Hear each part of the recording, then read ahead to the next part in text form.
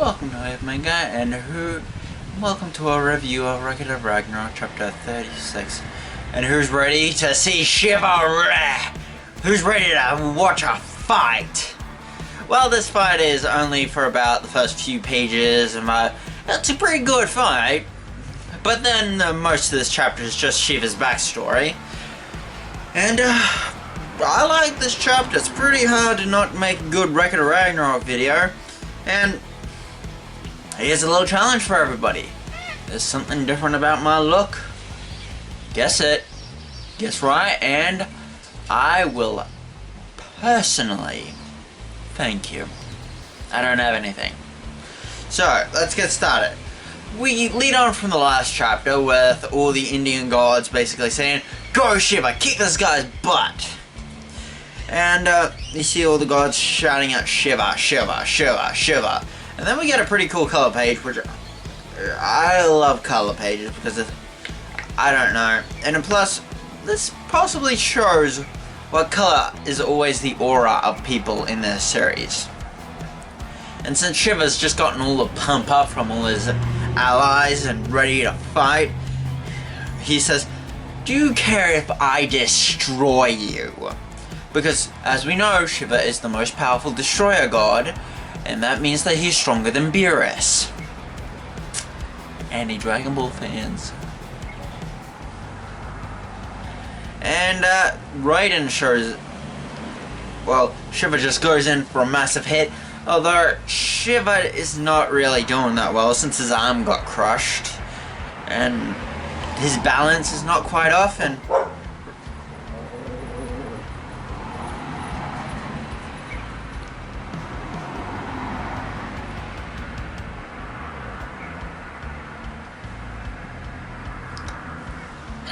Shiva's balance isn't quite right because his arm got crushed, so he's not quite he's not as centered as he once was.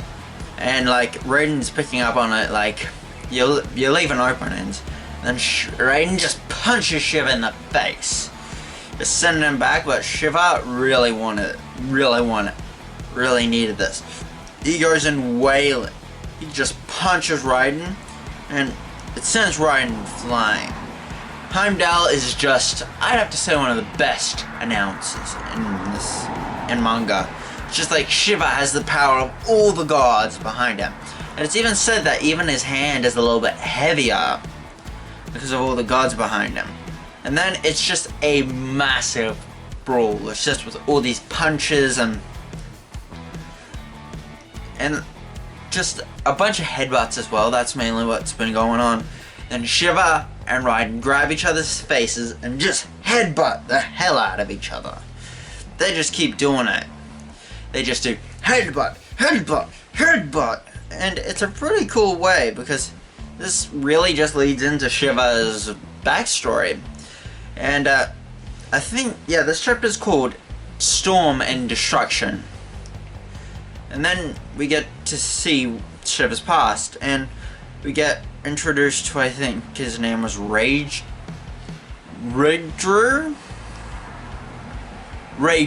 I'm gonna call him Rager for this bit. And we get some backstory on what's going on. Like, all the Indian gods are right now, well, in this backstory, are not aligned, and like they're just all trying to vie for power over what we get to see gods Vishnu, like Brahma, Indra. These are all gods, and it's just like they're all trying to vie for power. And then we have Vishnu and Brahma, and it's just like, I have to say, these gods look pretty impressive. I'm okay with Shiva being in this tournament, but I'd like to see all these other Indian gods in a fight, because they look pretty powerful. Because Brahma and Vishnu, those two are my favorite new gods in this chapter. But then we get to see like Shiva, and I really like this change of design of Shiva. Like, we get to see Shiva, he's just like laying on a cow with a tiger and a cobra. That's pretty fine. And he's just like yawning, and it's like Shiva's hair is a lot shorter. I wouldn't say Shiva's hair is long, but in this flashback it's shorter, and he doesn't have all the tattoos all over his body. Although his best friend, who is the god of storms, I don't know if this guy is like a made-up god for this series or if he's an actual thing, but I'll look it up and I'll show it down there if he's a true god or if he's just made up for this series. And it's just like this guy, Raydrew, is just like punching the wall trying to get stronger. And I quite like this guy, and he's not the same as Raiden, but he does remind Shiva of Raiden. Well, Raiden reminds Shiva of him. And then we get to see Raiden's best friend, God of Storm, Raydrew. And he looks pretty badass, and he like has the tattoos that Shiva now has, but slightly different. And it looks like Shiva doesn't have the tattoos under his eyes, so does that have the extra eyes? So does that mean that right now that all those marks across Raydrew, are those like the eye marks that Shiva has, and like all these marks across his face? Like I think I might have this as like the cover page just to introduce this guy. And it's just like Shiva does not want to fight. He actually just wants to be a dancer. And this actually does make Shiva look a lot younger in this chapter. He doesn't quite look like Shiva, and I like it because when Shiva starts dancing, like the tiger, the cow, the snake, they all start dancing. And even Raydrew starts dancing. He doesn't want to, but he does because they're best friends, and Shiva isn't really that guy. He doesn't really have any conviction. But Raydrew does, and then these Ashura assassin brothers show up, which what I get from the Ashura is that the Ashura are the bad set of Indian gods, and I don't know what the good set of Indian gods are, but I'm guessing that Shiva and his best friend are those types of gods. What I get from Ashura is from the only real Ashura I know is from Ashura's Wrath, and he's a multi-armed person like Shiva, but never mind. And then we get to see this basically huge guy with a tiger pelt. I have to say, I cannot deny how good the artwork in this series is, because this really, this tiger pelt, it actually looks like that it might be a tiger pelt. And then these dumbasses want to deal with the god of destruction and storms. And the god of storms. How stupid are these guys? If I heard that the god protecting this, that rules over this place, is called the destroyer god. It's even said now that Shiva...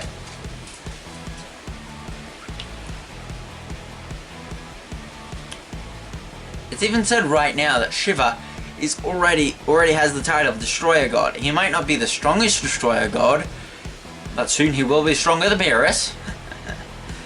But it's just like these guys show up, Shiva's ready in for combat, ready to knock these guys out.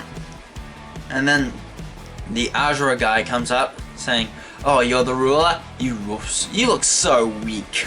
And then another headbutt. Shiva just headbutts this guy. I think headbutting might be Shiva's main attack in this series. So if he was a Pokemon, he'd basically be Rampardos. Now, we get to see Shiva being pretty powerful.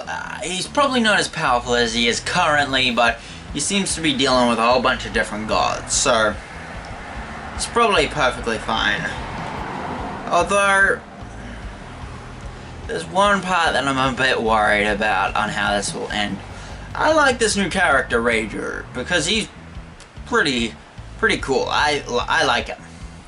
But he asked Shiva if he plans for the future, and Shiva's like, "No, I don't plan for the future. I just enjoy now.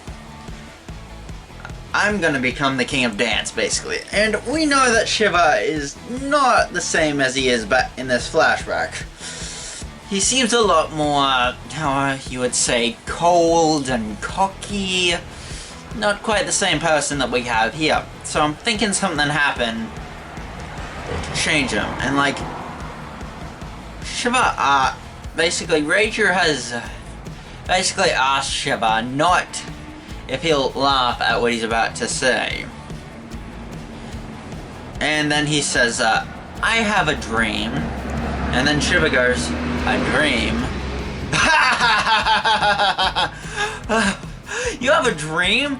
What are you, a human? It's basically, I like Shiva because technically he didn't promise anything. So, all Rager did was basically, he went straight ahead, but he didn't really let Shiva promise anything. So, Rager just like headbutt Shiva for being kind of a prick. And I accept what Rager did, because what Shiva did? Didn't move. And then Rager says that he wants to be basically the leader of the Indian gods, and basically looks up at this mountain and puts his hand out, wanting to stare at everybody and want to protect everybody. I don't mind Rager. He seems like a perfectly good guy.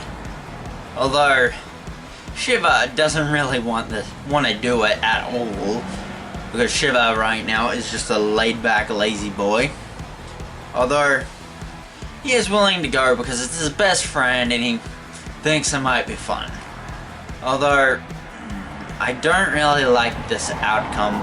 I would like to see the last bit of this this flashback, but I don't really think it's going to be a good end of the flashback, because basically Shiva has this place that Rager wanted, so, and something must have happened to change him from this really carefree, cocky person to just this cocky person, but less carefree and more, I'd have to say, cynical.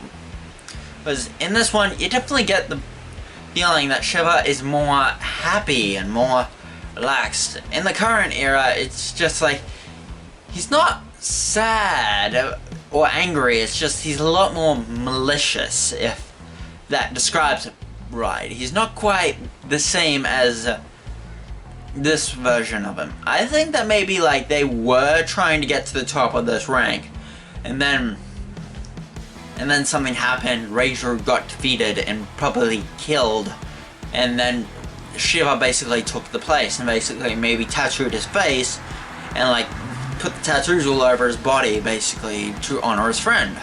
That's what I think happened, but it definitely seems like something changed in Shiva. The best way I can describe Shiva nowadays is more malicious than the Shiva we got to see in this chapter. So, definitely I hope to see more in the next chapter. I want to see the rest of this flashback. With this flashback, it basically made me like Shiva more. Okay, and that's basically it for my chapter review.